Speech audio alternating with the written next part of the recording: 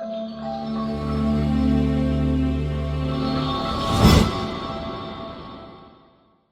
and good morning everyone. Welcome to Exact IAS. Here I am Twinkle Kotwani with you all discussing today's newspaper. Without getting delay, let's get started.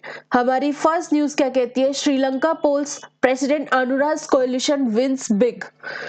Basically Sri Lanka में general elections conduct हुए जिसमें जो हमारे president रहे हैं अनुरा, उनकी ही जो party है उन्होंने मेजोरिटी में अपनी सीट्स रिजर्व की है।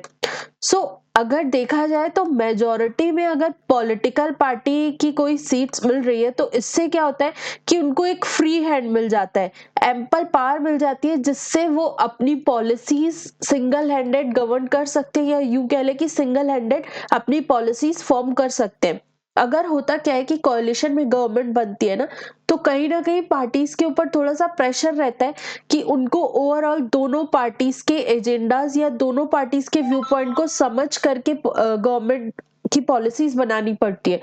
बट अगर कोई सिंगल पार्टी की मेजोरिटी आती है उससे क्या होता है कि गवर्नमेंट थोड़ी सी फ्री हैंडेड हो जाती है और उसके पास एम्पल अमाउंट ऑफ पावर्स आ जाते हैं पॉलिसीज बनाने के लिए।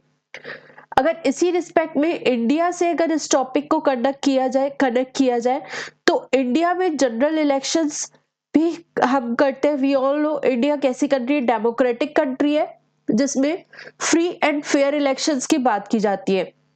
सो सिमिलरली इंडिया में जनरल इलेक्शंस कंडक्ट करने के लिए हमने एक कॉन्स्टिट्यूशनल बॉडी बना रखी है, इलेक्शन कमीशन ऑफ इंडिया। आप मुझे कमेंट सेक्शन में बताएं कि इलेक्शन कमीशन ऑफ इंडिया का जिक्र कॉन्स्टिट्यूशन के किस आर्टिकल में किया गया है।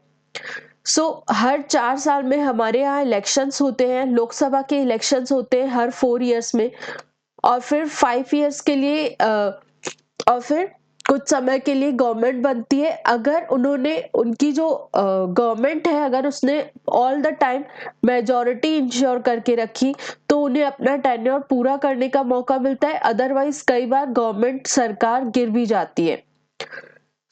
ये थी जनरल बातें। अगर मैं इस टॉपिक को इंडिया से कनेक्ट करूं, आगे चलते हैं।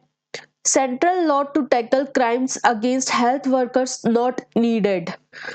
अभी कुछ समय पहले, 1-2 महीने पहले, कोलकाता के आरजेकर मेडिकल हॉस्पिटल में एक रेप एंड मर्डर केस सामने आया, जिसको लेकर के वेस्ट बंगाल में बहुत ही ज्यादा प्रोटेस्ट चल रहा था। मेडिकल ऑफिसर्स स्ट्राइक पर चले गए थे, डॉक्टर्स स्ट्राइक कर रहे थे, वो इवन अपनी नॉर्मल ड्यूटी भी नहीं परफॉर्म करने की कर रहे थे। क्योंकि वो डिमांड कर रहे थे कि डॉक्टर्स की और जो भी मेडिकल प्रैक्टिशनर्स हैं जो कॉलेजेस में पढ़ रहे हैं, जिनकी इंटर्नशिप चल रही है, उन सबकी सेफ्टी एंड सिक्योरिटी इंश्योर की जाए। इस तरह से डॉक्टर्स अगर on duty rape and murder जैसी चीजों को फेस करेंगे तो ये कंट्री के लिए बहुत शर्मसार चीज है। उसी रिगार्डिंग एक प्ली फाइल की गई जिसमें डिमांड किया गया कि हमें डॉक्टर्स की और जो भी वर्कर्स हैं उन सबके लिए एक सेपरेट सेंट्रल लॉ चाहिए जो कि इन चीजों को डील करे, और एक स्ट्रिक्ट लॉ बनाया जाए सेंट्रल गवर्नमेंट के द्वारा जो मदद करे स्टेट्स की सेफ्टी एंड सिक्योरिटी इंश्योर करने के लिए। इस प्ले को खारिज कर दिया गया। मतलब कि गवर्नमेंट ने कहा कि स्टेट्स के पास ऑलरेडी ऐसे लॉज हैं, ऐसे रूल्स एंड रेगुलेशंस हैं जो हेल्थ केयर वर्कर्स की पोजीशन को या हेल्थ केयर वर्कर्स की सेफ्टी एंड सिक्योरिटी को इंश्योर करने के लिए बनाए गए हैं। इसी तरह का एक एक्ट है जो है पॉश एक्ट, जिसे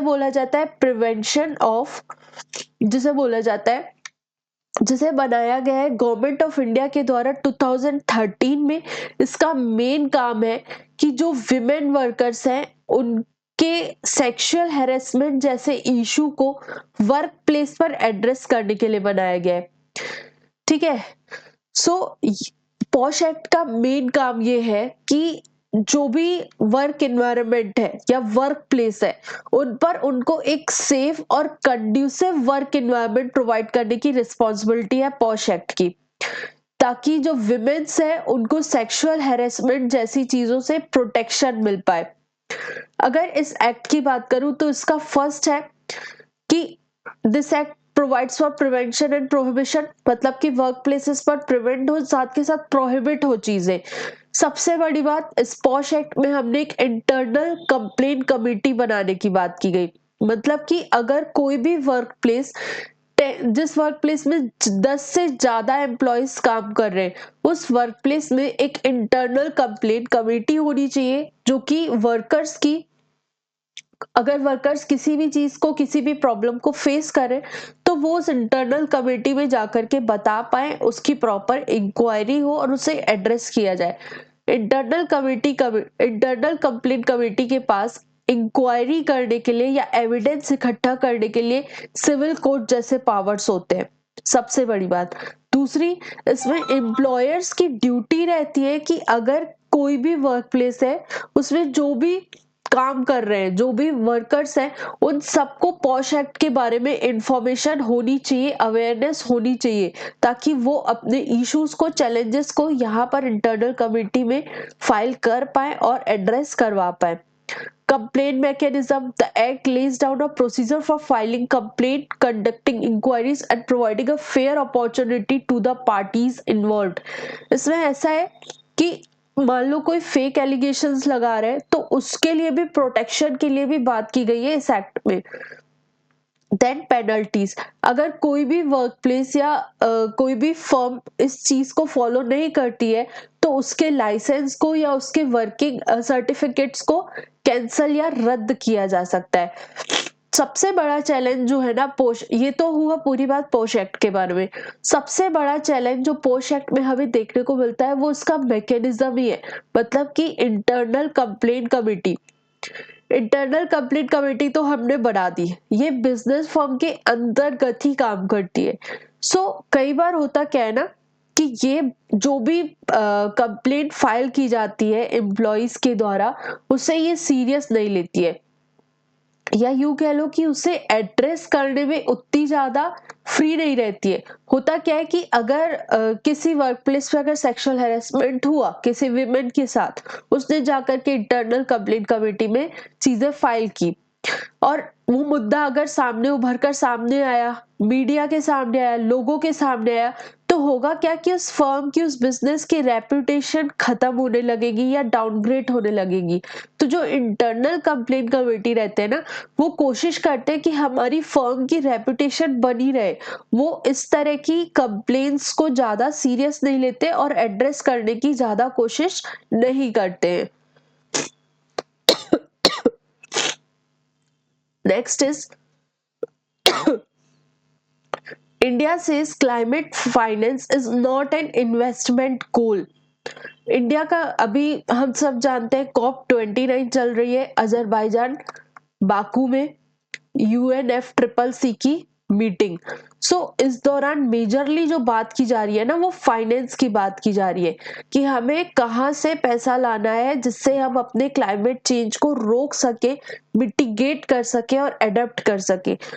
इसी रिगार्डिंग इंडिया ने एक बात कही है कि क्लाइमेट फाइनेंस ऐसा है, the money that's necessary to incentivise and facilitate developing countries adoption to of renewable energy sources over fossil fuels. मतलब कि क्लाइमेट फाइनेंस एक ऐसा पैसा है जो कि डेवलपिंग कंट्रीज की मदद करे उनको क्लाइमेट चेंज से डील करने के लिए, साथ के साथ उनका जो डिपेंडेंसी है फॉसिल फ्यूल्स पर उसको कम कर सके। मतलब कि कहीं ना कहीं रिन्यूएबल एनर्जी की तरफ हम ज्यादा शिफ्ट हो और फॉसिल फ्यूल्स पर अपनी डिपेंडेंसी को कम कर सके। ऐसे पैसे को हम क्लाइमेट फाइनेंस बोलेंगे। ये कोई इन्वेस्टमेंट गोल नहीं है, ये आज की नेसेसरी कंडीशन हो चुकी है। इस एडिटोरियल में एक और बात डिस्कस की गई, डिस्कशन ऑफ 100 बिलियंस।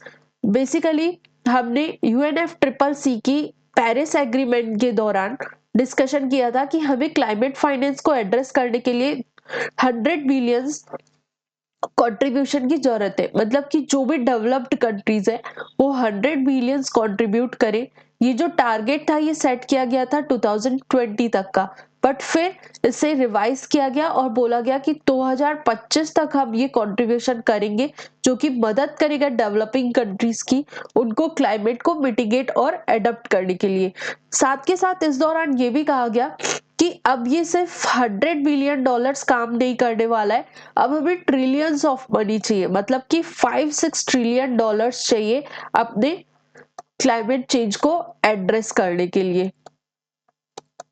अभी भी जो ये मीटिंग है COP19 की, ये चल रही है। सो जब तक ये चलेगी, जब तक पूरे पॉइंटर्स नहीं आते, हम रोज इसमें कुछ नया डिस्कस करते रहेंगे। नेक्स्ट बात करते हैं LDF UDF centre's delay in Wayanad disaster relief. We all know जुलाई के मंथ में हमें केरला के वायनाड रीजन में लैंडस्लाइड देखने को मिला था, जो कि बहुत मेजर लैंडस्लाइड था। इसकी वजह से बहुत लोगों की डेथ हुई, इंफ्रास्ट्रक्चर गिर गया, पब्लिक लॉसेस हुए, फाइनेंस लॉस हुआ, हर तरह की चीजें देखने को मिली। बट अब बात आ रही है कि चीजों को रिहेबिलिटेट कैसे करना है, फिर से वापस में नॉर्मेलिटी की सिचुएशन में कैसे लाना है। उसके लिए क्या चाहिए? पैसा, रुपया। सो बात की जा रही है कि जो केरला की स्टेट गवर्नमेंट है वो कंटिन्यूअसली सेंट्रल गवर्नमेंट से डिमांड कर रही है कि आप हमें फंड एलोकेट करो, नेशनल डिजास्टर रिस्पांस फोर्स से पैसा निकालो, या एक हमने यूनाइटेड नेशंस की मदद से लॉस एंड डैमेज फंड बनाया था, उससे भी हमें पैसा सैंक्शन करवाने की कोशिश की जाए। बट कहीं ना कहीं केरला गवर्नमेंट का मानना ऐसा है कि जो सेंट्रल गवर्नमेंट है वो डिले कर रही है फंड एलोकेट करने में या हमें फंड प्रोवाइड करने में, जिसकी वजह से हमारा इंफ्रास्ट्रक्चर का जो वापस से स्टेबल करवाने की कोशिश है, या यूं कह लो कि जो रिहेबिलिटेशन का प्रोग्राम है वो लेट होता जा रहा है। यहाँ पर डिस्कस किया गया है नेशनल डिजास्टर रिस्पांस फंड की। होता क्या है ना कि जैसे किसी भी तरह का डिजास्टर आया, अर्थक्वेक आया, फ्लडिंग आई या लैंडस्लाइड आई, अगर वो डिजास्टर्स मेंशन किए गए हैं नेशनल डिजास्टर एक्ट 2005 में, तो उन डिजास्टर्स के लिए आप नेशनल डिजास्टर रिस्पांस फंड की हेल्प से फंड एलोकेट करवा सकते हो। बट लैंडस्लाइड्स को अभी तक इस नेशनल डिजास्टर नहीं डिक्लेयर किया गया, इसलिए कहीं ना कहीं फंड एलोकेट करने में हमें प्रॉब्लम देखने को मिल रही है। अब अगर हम देखें नेशनल डिजास्टर रिलीफ फंड होता क्या है, या यूं कह लो रिस्पांस फंड क्या होता है। सो पहले इस फंड का नाम हुआ करता था नेशनल कैलामिटी कंटिजेंसी फंड, इसे 2005 एक्ट के थ्रू बनाया गया था। इसमें जो पैसा आता है ना वो पब्लिक अकाउंट में रखा जाता है, मतलब कि जैसे गवर्नमेंट ऑफ इंडिया के तीन अकाउंट्स होते हैं, public account and contingency account. होता क्या है कि पब्लिक अकाउंट में अगर आपने कोई भी पैसा रखा है तो उसको अगर आपको निकाल के खर्च करना है तो आपको पार्लियामेंट की परमिशन की या पार्लियामेंट से वो बिल पास करवाने की जरूरत नहीं पड़ती है। एक यूं कह लो कि ये एक तरह से पब्लिक का हक है, इसे आप बिना किसी सैंक्शन के निकलवा सकते हैं।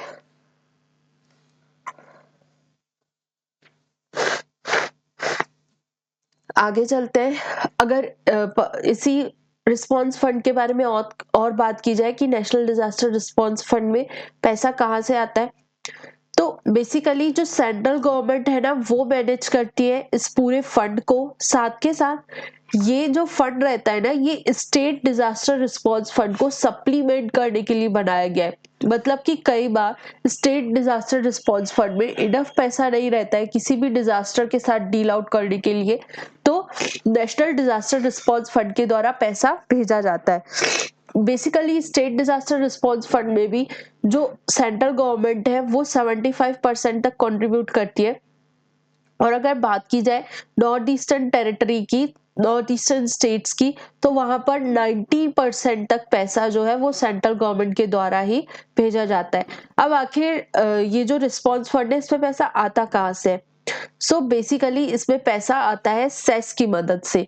मतलब कि गवर्नमेंट समय समय पर अलग अलग सेस लेवाई करती है, कस्टम ड्यूटी पर हो गया या एक्साइज ड्यूटी पर हो गया।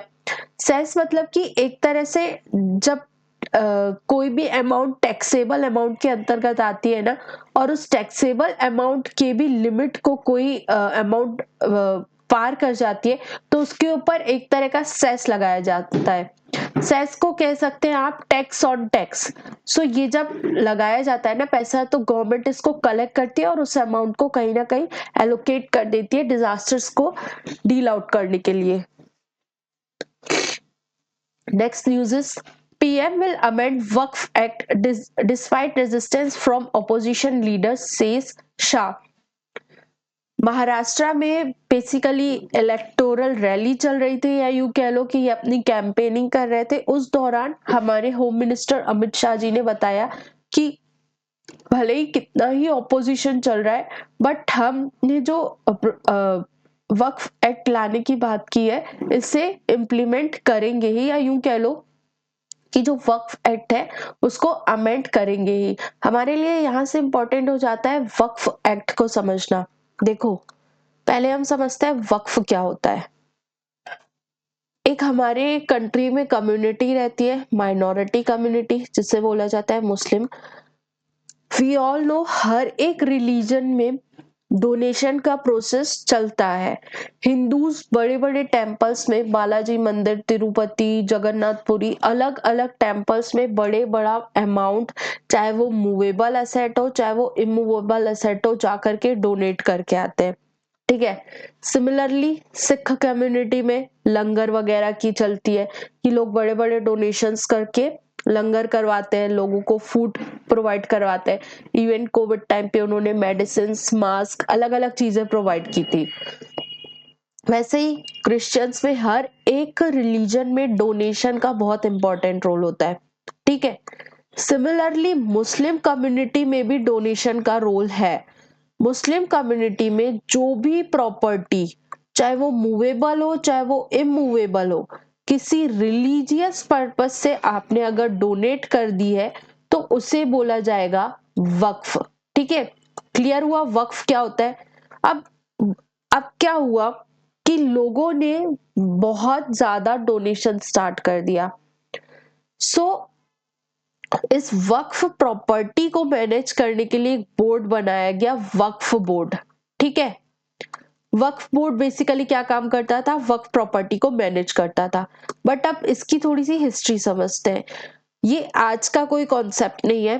ब्रिटिश एरा से 1911 से वक्फ का कॉन्सेप्ट चलता आ रहा है। उस टाइम पर भी एक लॉ फॉर्म किया गया था वक्फ को मैनेज करने के लिए।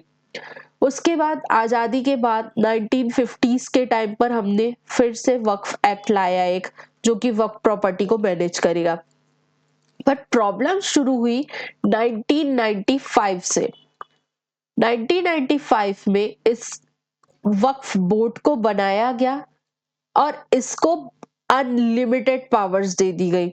मतलब कि हुआ क्या कि वक्फ बोर्ड इतना पावरफुल हो गया कि अगर वो किसी प्रॉपर्टी को बोल दे कि ये वक्फ की प्रॉपर्टी है, तो वो वक्फ की प्रॉपर्टी हो जाती थी। वक्फ बोर्ड को किसी भी हायर अथॉरिटी, किसी भी एडमिनिस्ट्रेटिव बॉडी की परमिशन लेने की जरूरत नहीं होती थी। इसलिए अनलिमिटेड पावर होने की वजह से क्या हुआ, इस बोर्ड ने मतलब कि कह लो कि अपने पावर का मिसयूज करना स्टार्ट कर दिया और बहुत सारी डिस्प्यूटेड लैंड्स को अपने कंट्रोल में क्लेम कर लिया। इतना इतना ज्यादा इसने प्रॉपर्टी कैप्चर कर ली कि इंडिया में ये थर्ड लार्जेस्ट प्रॉपर्टी होल्डर है। पहले नंबर पर डिफेंस के पास, दूसरे नंबर पर रेलवे के पास और तीसरे नंबर पर वक्फ बोर्ड के पास प्रॉपर्टी है। और कई सारे हिंदूज की प्रॉपर्टी, कई सारे एंशिएंट मॉन्यूमेंट्स की प्रॉपर्टी, हर तरह की प्रॉपर्टी ये अपने अंतर्गत लाने लगा। इतना ज्यादा जब आप किसी को पावर दे देते हो ना, तो मिसयूज होने लगा। अब बात आई है, अब इस चीज को एड्रेस करना है। हमने 2013 में भी एक एक्ट लाया जिसने और भी ज्यादा वक्फ बोर्ड को पावरफुल कर दिया। बट अभी 2023 में जो हमारी गवर्नमेंट है, उन्होंने इसी चीज को अमेंड करने के लिए एक वक्फ बिल लाया है। ये बिल बात करता है इस सारे जितना भी रायता फैला हुआ है ना, इसको समेटने की। मतलब कि पहला चीज ये कि जो वक्फ बोर्ड को अनलिमिटेड पावर ग्रांट की गई है, उसकी पावर्स को कम करने की बात की गई है। मतलब कि अगर अब कोई भी प्रॉपर्टी वक्फ बोर्ड अपने अंतर्गत लाना चाहता है या क्लेम करना चाहता है तो उसे पहले इन्वेस्टिगेट करवाना पड़ेगा डिस्ट्रिक्ट मजिस्ट्रेट से। डिस्ट्रिक्ट मजिस्ट्रेट पहले पूरे लैंड प्रॉपर्टी के रिकॉर्ड्स को चेक करेगा कि आखिर वो प्रॉपर्टी किसको बिलोंग करती है, तब जाकर के वो डिक्लेयर होगी कि क्या ये सच में वक्फ बोर्ड की प्रॉपर्टी है या किसी प्राइवेट इंडिविजुअल की प्रॉपर्टी है। दूसरा चीज, वक्फ बोर्ड के एम्बिट को बढ़ाया गया। मतलब कि पहला चीज ये कि इसमें पहले क्या होता था कि वक्फ बोर्ड में मेजॉरिटी क्या, पूरे मेंबर्स सिर्फ मुस्लिम कम्युनिटी के होंगे।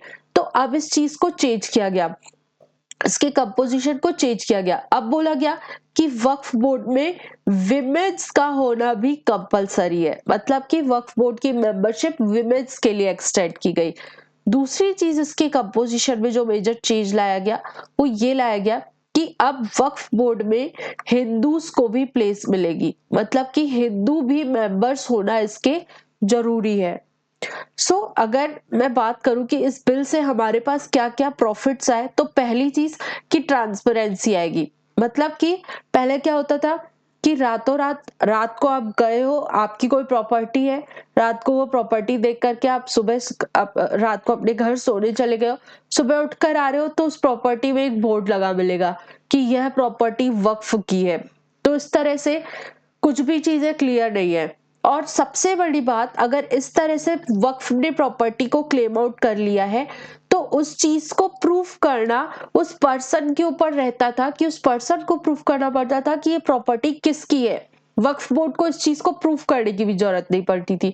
अब क्या हुआ कि ट्रांसपेरेंसी लाई गई कि अगर किसी भी प्रॉपर्टी को क्लेम करना है तो उसको प्रॉपर वेरीफाई करवाना पड़ेगा डिस्ट्रिक्ट मजिस्ट्रेट की हेल्प से। इससे क्या होगी? ट्रांसपेरेंसी।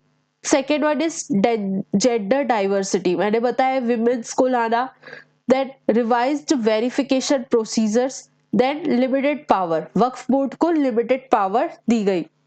अब देखो, मैंने जो भी अमेंडमेंट्स थे, जो भी बिल्स थे, उन्हें एक्सप्लेन कर दिया, बट अगर मैं इस चीज में अपना व्यू पॉइंट रखूं तो ऐसा है कि हमारे पास अपने जो इंस्टीट्यूट्स है, फॉर एग्जाम्पल बालाजी का मंदिर, तिरुपति बालाजी, जगन्नाथपुरी, अगर इन इंस्टीट्यूट्स का जो मैनेजमेंट है, जो ट्रस्ट है मंदिर के, उनमें अगर मैं कहूं कि हमें मुस्लिम कम्युनिटी के लोगों को इंक्लूड करना है, तो क्या इस चीज को वेलकम करेंगे हिंदूज उतने अच्छे से जितना कि वो वक्फ मेंबर में हिंदूज के पार्टिसिपेशन को वेलकम कर रहे हैं? क्या हम हिंदूज उस चीज का प्रोटेस्ट नहीं करेंगे? सिमिलरली इसी रिगार्डिंग मुस्लिम्स भी प्रोटेस्ट कर रहे हैं वक्फ एक्ट का, कि आप ये एक रिलीजियस, एक तरह से इन सब चीजों की वजह से जो हमारी रिलीजियस फ्रीडम है वो कम होती हुई नजर आ रही है। इसलिए मुस्लिम कम्युनिटी इस चीज को लेकर के खुश नहीं है और वो इस चीज को लेकर के प्रोटेस्ट कर रही है। आगे बढ़ते हैं। No child left behind not if you are a Rohingya refugee in Delhi. We all know, India में हमारे फंडामेंटल राइट के तहत लिखा गया है, दैट इज आर्टिकल 21A में मेंशन किया गया है राइट टू एजुकेशन, पहली चीज। दूसरा, आप मुझे कमेंट सेक्शन में बताइए कि कौन से फंडामेंटल ड्यूटी में मेंशन किया गया है एजुकेशन के बारे में, और इसमें कौन से एज ग्रुप के लिए। ठीक है। अगर आप इंडिया में रह रहे हो तो आपका एक फंडामेंटल राइट है कि आपको एजुकेशन मिलेगी ही मिलेगी। सिमिलरली इसी रिगार्डिंग आज का जो ये न्यूज आई है वो ये आई है कि दिल्ली में जो रोहिंग्यास है, मतलब कि 2018 के टाइम पर रोहिंग्यास कम्युनिटी काफी ज्यादा प्रॉब्लमेटिक सिचुएशन में थी। पहले मैं इसकी हिस्ट्री बताऊं तो रोहिंग्यास जो है वो एक रिफ्यूजी ग्रुप है जो कि इंडिया और Myanmar, just wait a second, I am facing some technical issues, just a second. I was discussing about Rohingya Muslims. ये है हमारी इंडियन टेरिटरी, ये है म्यांमार। म्यांमार के रखाइन स्टेट में एक कम्युनिटी रहा करती थी जिसे बोला गया रोहिंग्या। 2018-19 में, वैसे इनके अगेंस्ट एट्रोसिटीज तो बहुत पहले से चल रही है, 1984 से। बर्मा ने या यूं कह लो म्यांमार ने मना कर दिया कि हम रोहिंग्यास को म्यांमार की सिटीजनशिप नहीं प्रोवाइड करेंगे। सो उसके बाद उनके खिलाफ एट्रोसिटीज बढ़ना शुरू हुई। उनके खिलाफ उनके खिलाफ लोग बहुत गलत व्यू पॉइंट रखते थे। सो जब उनका एज अ जीनोसाइड टाइप की सिचुएशंस होने लगी तो उन्होंने यहाँ वहां दूसरी जगह शिफ्ट होना डिसाइड किया। सिमिलरली उन्होंने अपना मूवमेंट इंडिया की तरफ भी किया। बांग्लादेश पार करते हुए वो यहाँ के नॉर्थ ईस्टर्न टेरिटरी में आज की डेट में हमें काफी सारे रोहिंग्या मुस्लिम्स या रोहिंग्या कम्युनिटी के रिफ्यूजी लोग देखने को मिलते हैं। सिमिलरली पूरे इंडिया में वो स्प्रेड होना स्टार्ट हुए और दिल्ली वाले रीजन में भी आकर के रहने लगे। इस एडिटोरियल में ये डिस्कस किया गया है कि जो रोहिंग्याज है उनको कहीं ना कहीं अगर उन्हें अपने बच्चों को स्कूल में एडमिशन दिलाना है तो वी ऑल नो, इवन अगर आप गवर्नमेंट स्कूल के में भी अपने बच्चों को एडमिशन दिलाना चाहते हो तो आपको डॉक्यूमेंट्स की जरूरत पड़ती है, और ऐसे डॉक्यूमेंट्स जो इंडियन गवर्नमेंट के द्वारा दिए गए हो या जो इंडियन गवर्नमेंट के द्वारा सर्टिफाई किए गए हो। फॉर एग्जाम्पल आधार कार्ड हो गया, बर्थ सर्टिफिकेट हो गया, ये सारी चीजें। बट चूंकि रोहिंग्यास क्या है, रिफ्यूजीज है, उनके पास इंडियन गवर्नमेंट के द्वारा इशू किया गया कोई भी डॉक्यूमेंट नहीं है। उनके पास आधार कार्ड नहीं है, बर्थ सर्टिफिकेट नहीं है। उनकी एजुकेशन में भी बहुत प्रॉब्लम आ रही है, मतलब कि स्कूल्स में उनको एजुकेशन नहीं मिल रही है। हालांकि उनके पास सिर्फ एक डॉक्यूमेंट है that is issued by the United Nations high commissioner for refugees. इस इंस्टीट्यूट ने चूंकि रोहिंग्या से एक रिफ्यूजी है उनको एक सर्टिफिकेट दिया है या रिफ्यूजी कार्ड दिया है। बट स्टिल जो दिल्ली के स्कूल्स हैं या कोई भी स्कूल है वो इस कार्ड के बेसिस पर स्कूल में स्टूडेंट्स को या यूं कह लो चिल्ड्रंस को एडमिशन नहीं दे रहा है। हमारे लिए यूपीएससी पॉइंट ऑफ व्यू से एक तो ये इशू था जो कि रिफ्यूजीज के द्वारा किसी भी दूसरी कंट्री में जाकर के फेस किया जाता है, वो है कि उनके बच्चों की एजुकेशन पर भी बहुत निगेटिव इम्पैक्ट पड़ता है, उनकी एजुकेशन तक कंप्लीट नहीं हो पाती है। दूसरी चीज हमारे लिए ये इंस्टीट्यूट इंपॉर्टेंट हो जाता है, that is United Nations high commissioner for the refugees. Basically ये इंस्टीट्यूट 1950s में बनाया गया था after world war 2।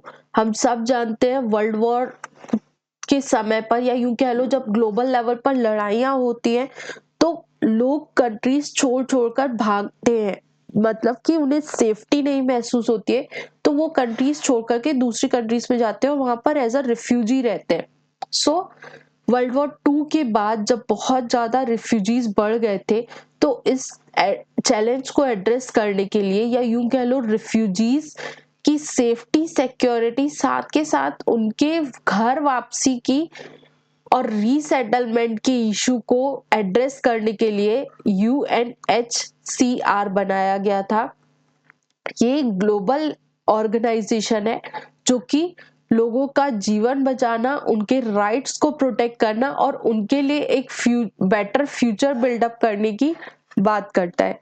Similarly India में भी रोहिंग्याज एज अ रिफ्यूजी आए तो उनके पास रिफ्यूजी कार्ड है बट उसके बेसिस पर उनको एजुकेशन नहीं दी जा रही है। इस यूएनएचआरसी का जो हेडक्वार्टर है वो जेनेवा में है, दैट इज इन स्विट्जरलैंड। आगे चलते हैं। India must seize the opportunity to boost textile export congress. इस एडिटोरियल में इंडिया के टेक्सटाइल सेक्टर को डिस्कस किया गया है। इसमें बताया गया है कि कहीं ना कहीं जैसे पहले क्या था कि इंडिया और बांग्लादेश के रिलेशंस बहुत अच्छे थे। हमने टेक्सटाइल सेक्टर को लेकर के काफी सारे एक्सचेंजेस इंश्योर किए थे और बांग्लादेश के साथ हमने फ्री ट्रेड पॉलिसी भी इंश्योर कर रखी थी। बट बांग्लादेश में रिजाइम चेंज हुआ या यूं कह लो कि गवर्नमेंट चेंज हुई, उसके बाद हमारे टेक्सटाइल सेक्टर उतना ज्यादा अच्छा काम नहीं कर रहा है। बट अगर अभी देखा जाए ना तो ऐसा है कि इंडिया के पास पोटेंशियल तो है बट चूंकि उसके पास मार्केट नहीं है, इसलिए हमारा जो टेक्सटाइल एक्सपोर्ट है वो कम होता हुआ नजर आ रहा है। और इस जो एडिटोरियल है, इसमें डिस्कस किया गया है कि हम अपने टेक्सटाइल एक्सपोर्ट को कैसे बढ़ा सकते हैं। इसमें बताया गया है कि हम टेक्सटाइल एक्सपोर्ट्स को लेकर के ड्यूटी लगाते हैं। जब कोई भी गुड्स एक कंट्री से दूसरे कंट्री में जाता है ना, मतलब कि कंट्री की बाउंड्री को पार करता है, तो उस पर एक ड्यूटी लगती है जिसे बोला जाता है कस्टम ड्यूटी। और कस्टम ड्यूटी के कारण उस गुड्स की जो प्राइस रहती है वो बढ़ जाती है। सो इस ड्यूटी के ही कारण, इस टैक्स इम्पोज होने के कारण जो हमारा टेक्सटाइल सेक्टर है वो कहीं ना कहीं प्रॉब्लम फेस कर रहा है। अगर हमें अपने एक्सपोर्ट्स को बढ़ाना है तो इस एडिटोरियल में यही डिस्कस किया गया है कि हमें ये ड्यूटी हटा देनी चाहिए या कम कर देनी चाहिए।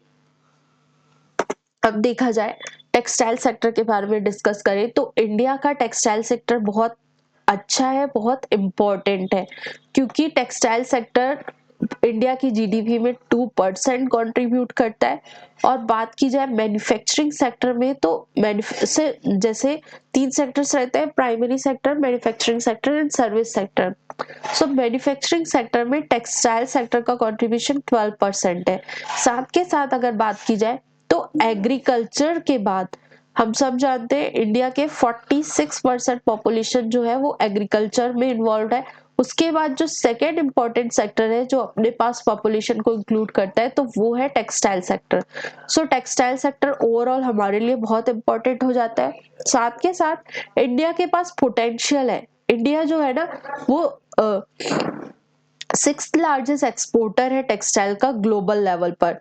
हमारे पास जूट हो गया, कॉटन हो गया, इन सब की खेती बहुत अच्छी होती है और हम वर्ल्ड लेवल पर टेक्सटाइल्स प्रोवाइड कर सकते हैं। बट कुछ चैलेंजेस है जो इसके द्वारा फेस किए जाते हैं। उसमें से फर्स्ट है प्रोडक्शन में कमी, second is surge in imports. जैसा कि मैंने बताया कि बांग्लादेश के साथ हमने एफटीए साइन कर रखा था, फ्री ट्रेड एग्रीमेंट।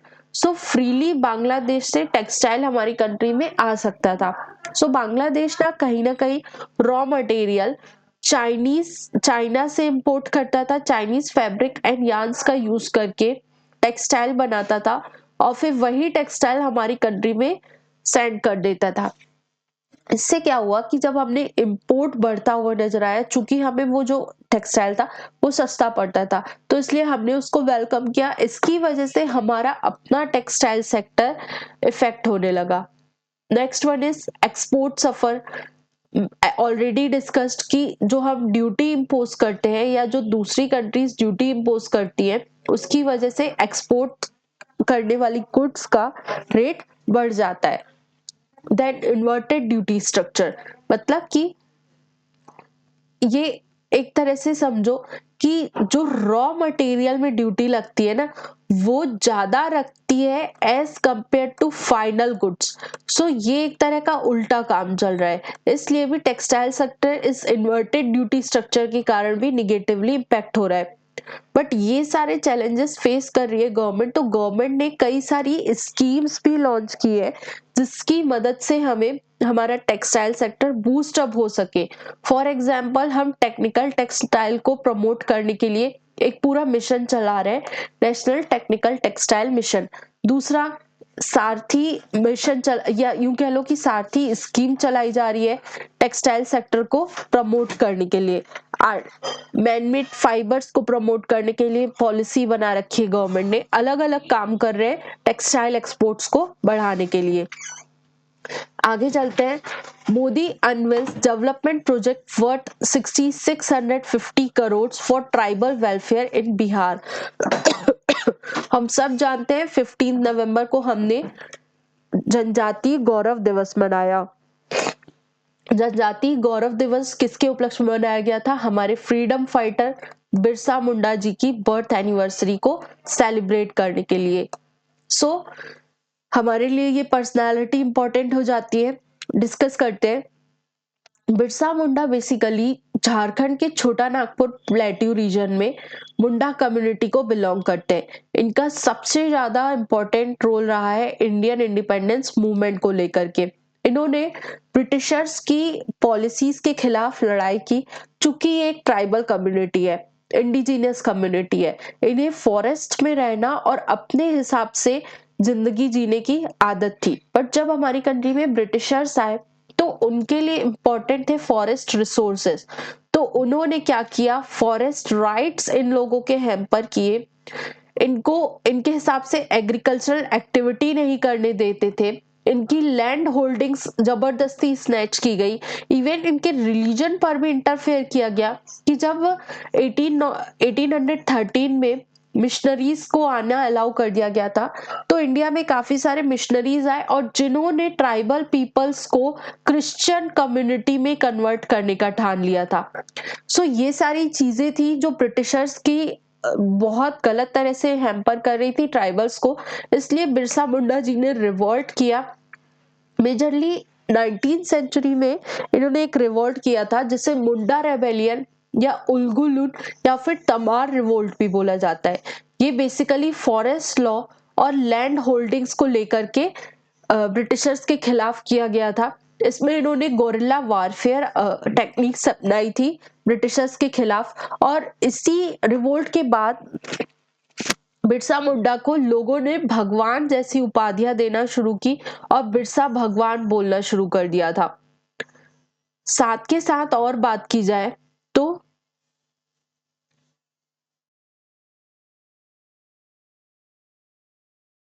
इन्होंने एक ब्रिटिशर्स के द्वारा छोटा नागपुर टेनेंसी एक्ट पास किया गया था 1908 में, जिसका काम ये था कि जो ट्राइबल्स हैं वो अपनी लैंड को नॉन ट्राइबल्स की तरफ ट्रांसफर कर सकते हैं। सो एक तरह से क्या होगा कि जो इनकी लैंड है जहां पर ये रह रहे हैं उसमें नॉन ट्राइबल्स का इंटरफेरेंस बढ़ेगा, उस लैंड को वो लोग प्रॉफिट मोटिव से एक्सप्लॉइट करने लगेंगे। सो इन सब चीजों का भी उन्होंने प्रोटेस्ट किया था, इसके खिलाफ भी मूवमेंट किया था। इनके जो भी इन्होंने काम किया लोगों के लिए, चाहे रिलीजियसली, चाहे सोशली, चाहे पॉलिटिकली, सो इन सब चीजों से इन्फ्लुएंस होकर के लोग इन्हें धरती आबा बोलने लगे थे, मतलब कि फादर ऑफ द अर्थ। उसके बाद इनकी डेथ हो गई थी 1900 में ही। और 2021 में सेंट्रल गवर्नमेंट ने डिसाइड किया कि हम बिरसा मुंडा के जन्म दिवस को एज अ जनजाति गौरव दिवस के रूप में सेलिब्रेट करेंगे। Next one is 700 kg meth seized off Gujarat coast, 8 arrested. Basically, we all know जो हमारा मैरीटाइम रूट है वहां से हमें ड्रग ट्रैफिकिंग देखने को मिलती है। सो गुजरात के कोस्ट में रिसेंटली 700 केजी मेथ जो है वो सीज ऑफ किया गया है और इसी रिगार्डिंग 8 लोगों को अरेस्ट भी किया गया। देखा गया कि जो 8 लोग अरेस्टेड है ये ईरान की सिटीजनशिप होल्ड कर रहे हैं या ईरान को बिलोंग करते हैं। अगर देखा जाए तो ये जो सीजर हुआ है ना, ये एक मिशन के तहत हुआ है जिसका नाम है मिशन सागर मंथन। बेसिकली सागर मंथन एक तरह का इनिशिएटिव है जो कि गवर्नमेंट के द्वारा स्टार्ट किया गया था, जो वर्क करता है ministry of ports and shipping waterways के तहत। इसमें क्या होता है कि जो भी मैरीटाइम का रियल टाइम डेटा है वो सारा विजुअलाइज किया जाता है कि कौन सा सामान कहाँ से कितना क्या शिफ्ट हो रहा है।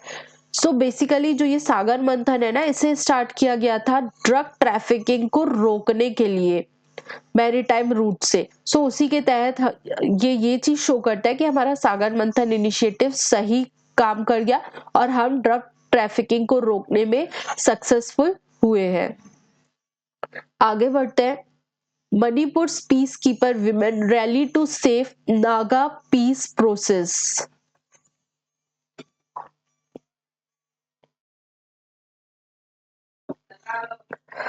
ये जो टॉपिक है ना, ये टॉपिक है इंटरनल सिक्योरिटी का। इसे मैं डिस्कस करती हूँ। ये बात करता है नागालैंड की नागा ट्राइब को लेकर के। वी ऑल नो नागालैंड में जो ट्राइब रहती है नागाज, वो इंडिया के इंडिजीनियस ट्राइब्स है। वो काफी समय से हमारे नॉर्थ ईस्टर्न स्टेट्स में रह रहे हैं जो कि म्यांमार के साथ बॉर्डर शेयर करता है। सो हुआ क्या, ब्रिटिशर्स के टाइम पर जो ये नागा ट्राइब है, इन्होंने पहली चीज ब्रिटिशर्स पहले तो हुआ क्या था कि ब्रिटिशर्स और इनके बीच में टसल चल रहा था लैंड को लेकर के। जैसा कि मैंने बताया कि वो ट्राइबल लोगों की लैंड हड़पते थे, फॉरेस्ट राइट्स को खत्म कर देते थे। सिमिलरली नागास के साथ भी उन्होंने ऐसा किया, जिसके कारण उनका ब्रिटिशर्स के साथ रिलेशंस अच्छे नहीं थे। बट स्टिल नागास ने क्या किया, वर्ल्ड वॉर 2 में ब्रिटिशर्स की मदद की। उसके बाद वर्ल्ड वॉर 2 के बाद जब इंडिया में आजादी की बात आई तो उन्होंने डिमांड की कि हमें अपना नागा टेरिटरी चाहिए, independent control over our own territory. इसके लिए उन्होंने 1946 में नागा नेशनल काउंसिल बना दी। नागा नेशनल काउंसिल इतनी ज्यादा उस टाइम पर काम कर रही थी कि इन्होंने असम के गवर्नर के साथ 9 पॉइंट एग्रीमेंट साइन किया, जिसमें उन्होंने डिक्लेयर किया कि जो ये नागा टेरिटरी है वो सॉवरेन है, मतलब कि इंडिया से अलग है। हम अपनी टेरिटरी पर खुद रूल करेंगे, खुद एडमिनिस्ट्रेशन करेंगे। जब हमें आजादी मिली 14 अगस्त 1947 के टाइम पीरियड पर, इस नागा नेशनलिस्ट काउंसिल ने इतना हद मचा दिया कि इन्होंने अपना फ्लैग, अपना कॉन्स्टिट्यूशन बनाने की बात करने लगे। साथ के साथ इन्होंने अपनी ही अंडरग्राउंड गवर्नमेंट तक बना ली थी, मतलब कि इन्हें लग रहा था कि ये इंडिया से अलग होकर के रह लेंगे। But we all know Indian government इस तरह के मूवमेंट्स को सपोर्ट नहीं कर रही थी। इंडियन गवर्नमेंट एक यूनाइटेड इंडिया की बात कर रही थी। सो इसी रिगार्डिंग इंडियन गवर्नमेंट ने इस एनएनसी से, नागा नेशनलिस्ट काउंसिल से नेगोशिएशन स्टार्ट किए, बात करने लगे कि आप इंडिया का पार्ट ही रहिए। बट स्टिल 1950s के बाद इस नागा नेशनलिस्ट काउंसिल ने आर्म्ड उठा लिए, आर्म्स रिबेलियन करने लगे, मतलब कि आर्म की मदद से इन्होंने कहा कि हम अब हथियार उठा रहे और हमें किसी भी कीमत पर अपना रीजन चाहिए, अपनी आजादी चाहिए, हम अपने हिसाब से एडमिनिस्ट्रेशन करेंगे। बट उसके बाद क्या हुआ, गवर्नमेंट ने भी अपने स्टेप्स उठाए और इनके साथ डील आउट करने के लिए अलग अलग पीस टॉक्स एग्रीमेंट पर आए। पहला एग्रीमेंट 1975 में हुआ, शिलोंग एग्रीमेंट, जिसमें नागास के साथ डील आउट किया गया कि आप शांति रखिए।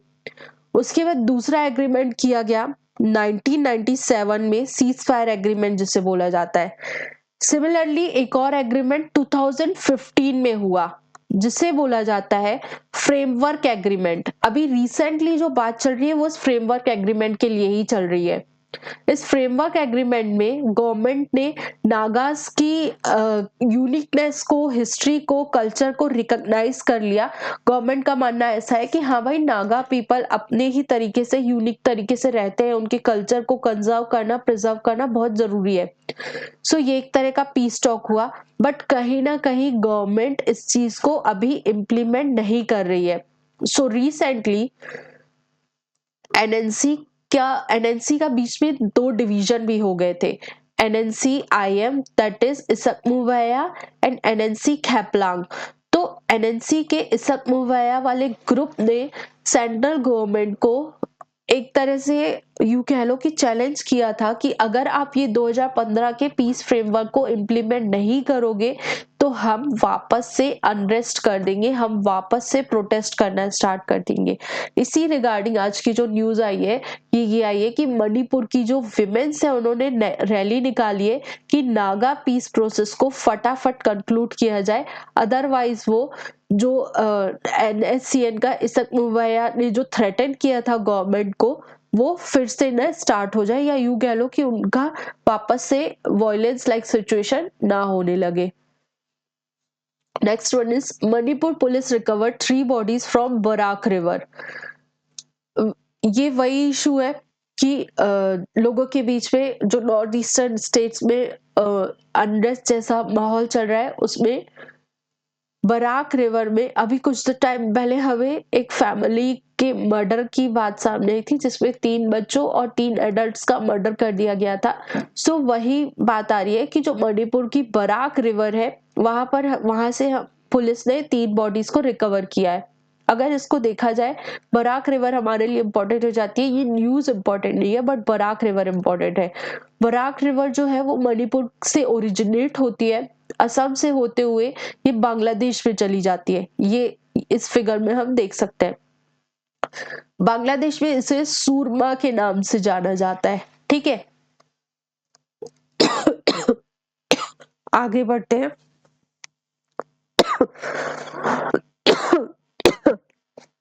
सॉरी, इस एडिटोरियल में डिस्कस किया गया है अलीगढ़ मुस्लिम यूनिवर्सिटी के बारे में।